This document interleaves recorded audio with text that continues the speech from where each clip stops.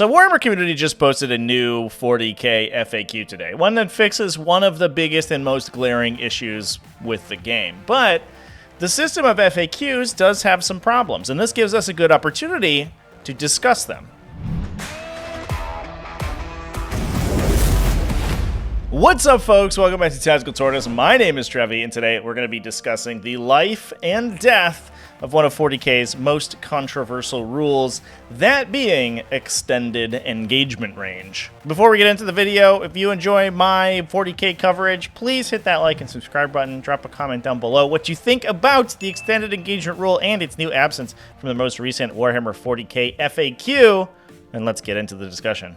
For those who don't know, back in early July, the 40k team announced a change by which obscuring terrain such as ruins, the most common forms of terrain in Warhammer 40,000, could extend the melee range of units around it by 1 inch, provided they were standing next to it and their engagement range was drawn through the area of the terrain. This was done to reduce the impact of defensive positioning in ruins, namely spacing units around walls in such a way that there's no legal way to engage them in melee, since the walls would prevent the placement of models' bases that were trying to charge the units hiding within the ruins. This was a pretty common strategy, employed especially in competitive 40k, to basically make your units unengageable in melee, provided they were hiding within a non-porous wall of a ruin, one that didn't have any spaces that a charging unit could stand inside, like a doorway or a big window. With the extended engagement rule increasing the engagement range from 1 inch to 2, models would have to position so far back in order to prevent being engaged through the walls of the ruin that there would be space to place a charging model's base, which meant that this strategy was effectively nullified. The issue was that the extended engagement rule was ridiculously, insanely overpowered. 40k's system is designed with a 1 inch engagement range in mind, so randomly having the ability to double that distance created a massive slew of unintended consequences. These range from making it easier to charge units that are in ruins if you're coming out of deep strike, making it possible to entirely screen models from getting to objectives or enter certain types of terrain, and allowing units to enter and leave melee at will through clever use of pile-in or consolidate moves. I made a few videos on exactly how the rule could be abused back when it was released, so if you want to see the absolute insanity for yourself, I highly recommend it. So with all that said, today, September 12th, 2022, a little over 2 months since the rule was introduced to 40k, it was surreptitiously removed in a core rules FAQ.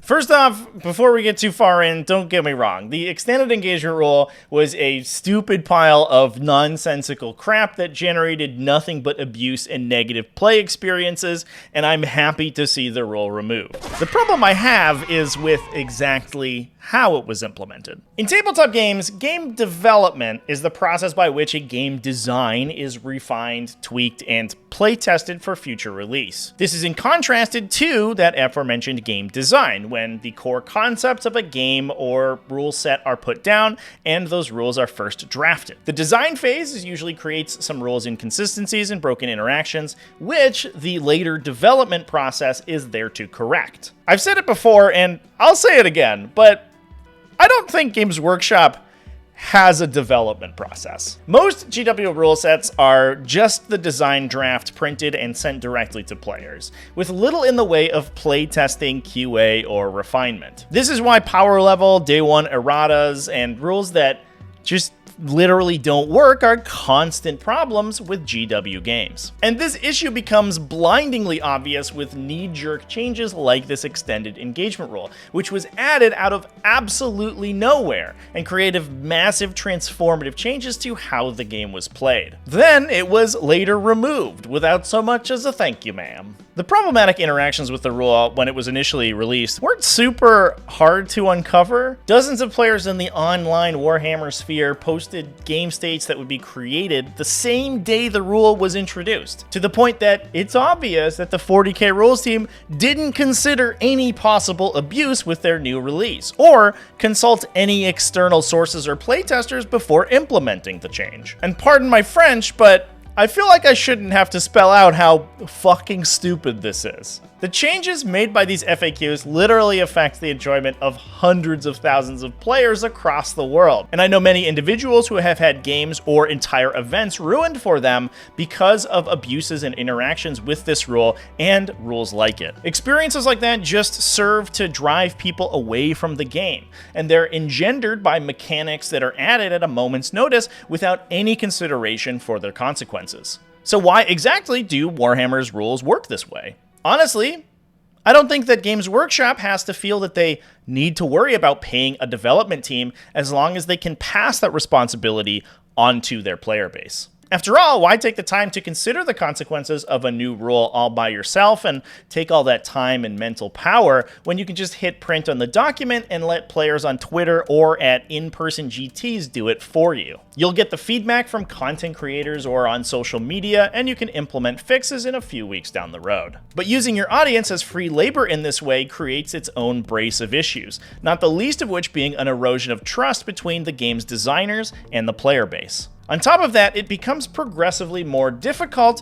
to parse exactly what the current mechanics of the game actually are. I consider myself to be one of the most enfranchised participants in the game of Warhammer. That's not a brag or anything. It's just to say that I play or interact with the game of Warhammer 40k on a basically daily basis because, it's part of my job. And even I have trouble keeping what rules are currently being used at any one time straight. Between edition changes, codex releases, codex FAQs, data slate changes, GT mission packs, format rules, core rule FAQs, format updates, supplements, mission pack FAQs, core rule FAQ changes, supplement FAQs, and random transformative comments from the Warhammer community Facebook page, it's a lot to keep track of. And I can't imagine the perspective of someone who doesn't interact with the rules that often. Now, to some extent, this level of mutability with the rules is good, actually, despite the onslaught of comments that I'm expecting on this video to the contrary. It keeps formats fresh, rebalances imbalanced factions, and as a result has established the GT Nephilim format as one of the most dynamic and balanced competitive formats Warhammer 40,000 has ever seen. But wishy-washy rules changes like this extended engagement rule are a far step over the boundary of that extent. And that's why this change makes me mad.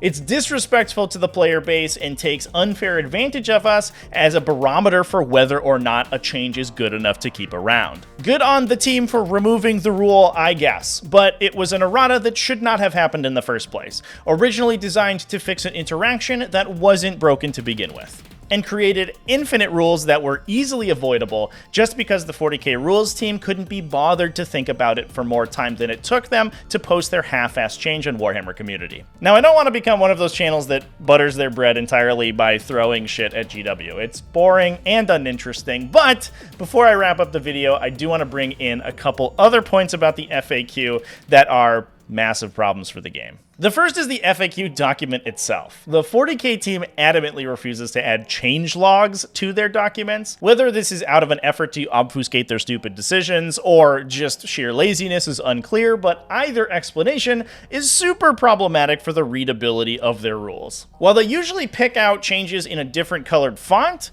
I just hope you're not colorblind, I guess. When items are removed, such as in this case, there is no indicator. This is equally a change for other FAQs and data slate documents where nerfs or rulings are routinely deleted with no notification to that effect. The state of the rules changing rapidly for no reason is enough of a problem, but when those changes aren't indicated or communicated to the player base at all, it becomes even more confusing. The timing of this FAQ is also hilarious. Games Workshop has always had an extremely close relationship with the US supermajor, the Nova Open. It's an East Coast event, so it's easy for their team to get to, and they've always had a huge presence there, including often having members of the rules team staff the tournament as a kind of celebrity judge. Speaking personally, I was lucky enough to have Robin Cruddas, the lead designer of Warhammer 40k, judge one of my games when I was at Nova Open in 2019, even answering some of the rules questions I had that later turned out to be wrong. What an absolute honor.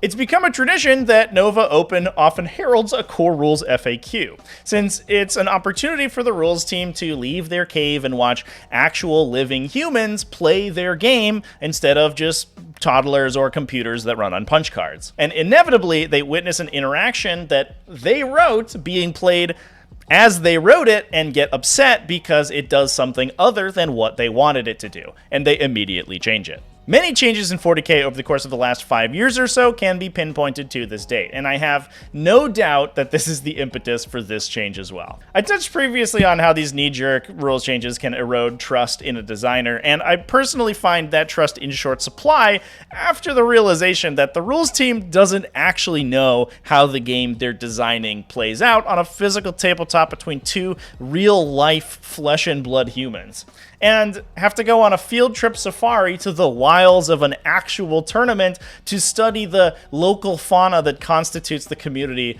of their own fucking game. Anyway, with that, I'll quit my rambling. The TLDW is that one of the worst, most controversial rules in 40K is gone. Thank goodness. And while that's great, the fact that it was thought of as a good idea at all is stupid, and the people who designed it should feel bad. Maybe they'll cover true line of sight and hull measurement next. And anyway, with that, we'll go ahead and wrap up the video. Thanks for watching all the way to the end. Let me know down in the comment section what you think about the extended engagement rule, and now that it's gone, how you feel about 40K, and whether or not my criticisms of the rules team are based at all. Big thanks to everyone who helps support me making content, either over on Patreon at patreon.com/tacticaltortoise, YouTube channel members, and Twitch subscribers. All you people are great. I love you. Remember to keep it classy, folks, and have happy wargaming. Rules like this instead with knee-jerk changes like this extended engagement. It's not that hard. I've said it a million times.